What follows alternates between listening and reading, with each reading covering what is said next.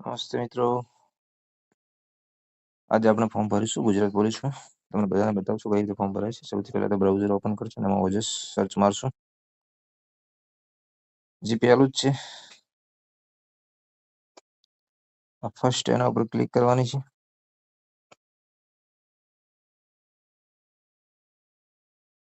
પછી current advertisement આના ઉપર ક્લિક કરવાની છે. આપણે વી ઓલ ઉપર ક્લિક કરશું. એ બધી જાહેરાતો ખુલી જશે. સિલેક્ટમાં ક્લિક કરશું. એમાં ગુજરાત પોલીસ રિક્વાયરમેન્ટનું સિલેક્શન કરશું. હવે આપણે અહીંયા એપ્લાય ઉપર ક્લિક કરવાની છે. એપ્લાય ઉપર ક્લિક કરશું એટલે આ રીતનું પેજ ખુલશે. હવે એપ્લાય નાવ ઉપર ક્લિક કરવાની છે. અહીંયા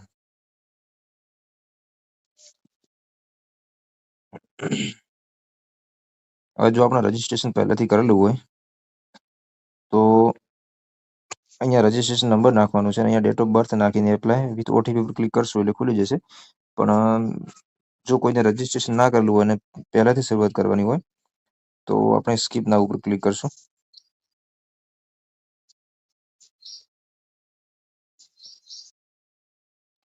આ રીતનું પેજ ખુલી જશે.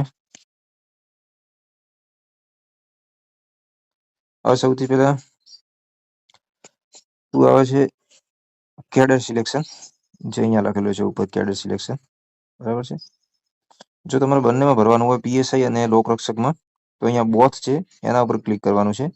અને જો સિંગલ ભરવાનું હોય ખાલી લોકરક્ષકનું ભરવું હોય તો લોકરક્ષક ઉપર અને ખાલી પીએસઆઈ ભરવું હોય તો પીએસઆઈ ઉપર.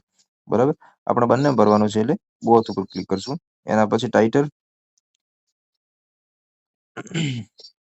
ટાઇટલમાં તમારે જે મિસ મિસેસ જે હોય લખી નાખવાનું છે. બરાબર છે. અહીંયા બરાબર. પછી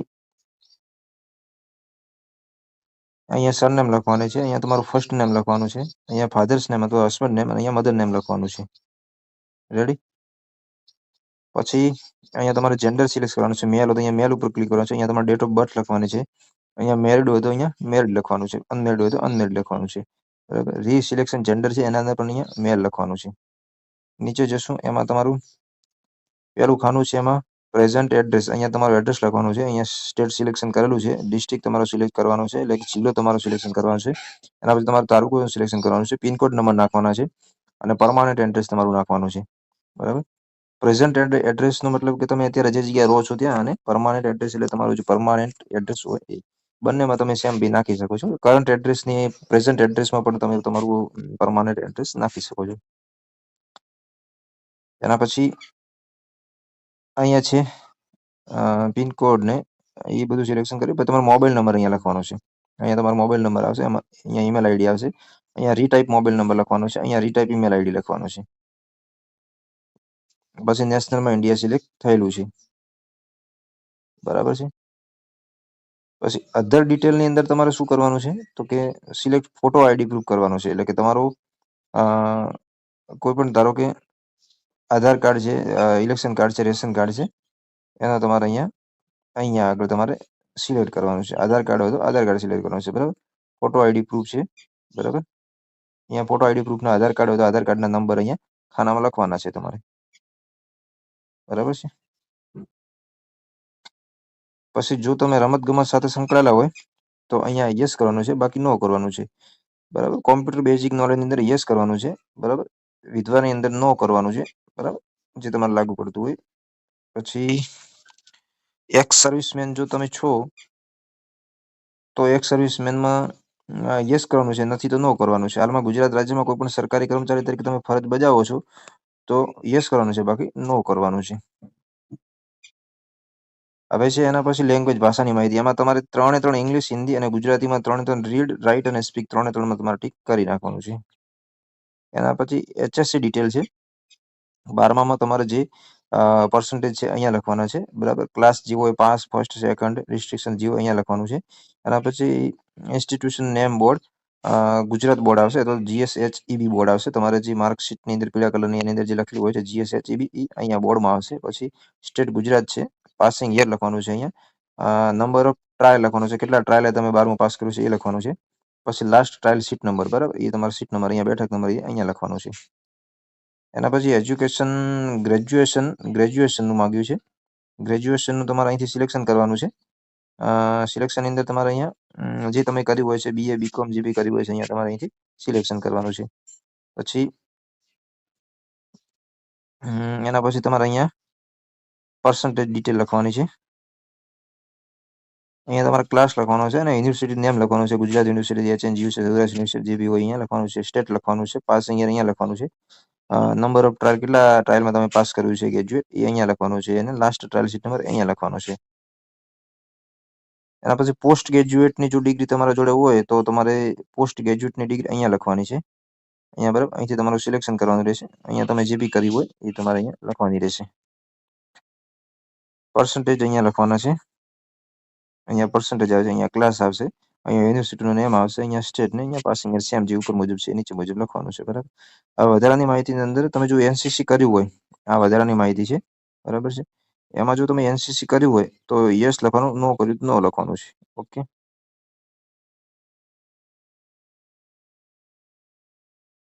એના પછી આપણે જોઈએ તો નીચે તમારે જે ફોર્મ સંપૂર્ણ ભરાઈ જાય એના પછી તમારે અહીંયા યસ ઉપર ક્લિક કરવાનું છે અને તમે જેવો યસ ઉપર અહીંયા ક્લિક કરશો, બરાબર છે, અહીંયા તમે નીચે જે સેવનું બટન છે અહીંયા ક્લિક કરવાનું છે એટલે તમારું ફોર્મ સેવ થઈ જશે. હવે મિત્રો તમે જેવું ફોર્મને સેવ કરશો એટલે આવું પેજ ખુલશે. બરાબર. હવે આની અંદરથી તમારે આનો સ્ક્રીનશોટ લઈ લેવાનો છે એટલે ભવિષ્યમાં તમારે જ્યારે પણ આ નંબરની જરૂર પડે ત્યારે એપ્લિકેશન નંબરની જરૂર પડે તો તમે આને બધું મેળવી શકો છો. અને આ નંબરને કોપી પણ કરી લેવાનો છે એટલે તમારે પાછળ પેસ્ટ કરવો હોય તો જરૂર હોય તો કામ લાગે. કોપી કરી લેશું આ નંબરને. એટલે સુધી કોપી કરીને રાખી દઈએ છીએ. બરાબર. હવે તમારે પાછું ઓનલાઈન એપ્લિકેશન આના ઉપર ક્લિક કરવાની છે. બરાબર છે.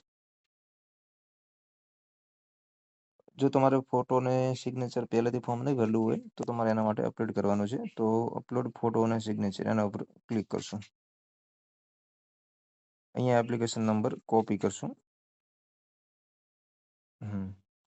અહીંયા ડેટ ઓફ બર્થ લખવાની છે અને અહીંયા જે આ કેપ્શન આપેલું છે લખવાના છે. કેપિટલમાં છે કેપિટલમાં લખવાના છે, સ્મોલ છે સ્મોલમાં લખવાના છે.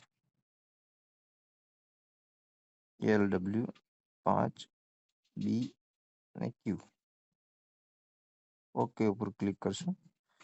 બરાબર છે. મારે ફોટો અને સાઇન ઓલરેડી અપલોડ કરેલી છે. જો તમારે અપલોડ કરવાની હોય તો તમારે શું કરવાનું છે હું તમને બતાવી દઉં છું. આ જે ચોઈસ ફાઇલ છે એના ઉપર ક્લિક કરી અને તમારી જે ગેલેરી છે એ ગેલેરી ખોલી નાખવાની છે. બરાબર છે. અહીંથી તમારા જે બી ફોટો હોય ઇમેજ તમારે એના ઉપરથી ફોટો તમારે લઈ લેવાનો છે. પહેલેથી તમારે અહીંયા રાખવાનો છે. ફોટો તમારે લઈ લેવાનો છે અને અહીંયા તમારે અપલોડ કરેલો છે. સહીમાં પણ એ જ રીતે કરવાનું છે. ચોઈસ ફાઇલ ઉપર ક્લિક કરશું અને અહીંયા ફોટોમાં જઈ, બરાબર છે, અને ઇમેજમાં જઈ અને તમારે જે બી અંદર ઇમેજ હોય એ લઈ અને અહીંયા અપલોડ ઉપર ક્લિક કરશો એટલે બંને અપલોડ થઈ જશે. રેડી. આના પછી તમારે ઓકે ઉપર ક્લિક કરવાની છે. બસ પછી ઓનલાઈન એપ્લિકેશન અપલોડ ફોટો અને સિગ્નેચર થઈ જાય. બરાબર છે. એના પછી તમારે અહીંયા કન્ફર્મ ઉપર ક્લિક કરવાની છે. ઓકે. કન્ફર્મ પર ક્લિક કરો. અહીંયા એપ્લિકેશન નંબર નાખવાનો છે. પેસ્ટ. અહીંયા ડેટ ઓફ બર્થ નાખવાનું છે. અહીંયા કેપ્ચન નાખવાનું છે.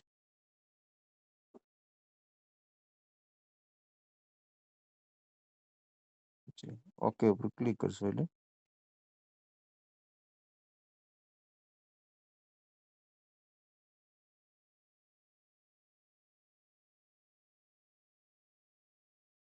આ રીતનું પેજ ખુલશે. ઓકે.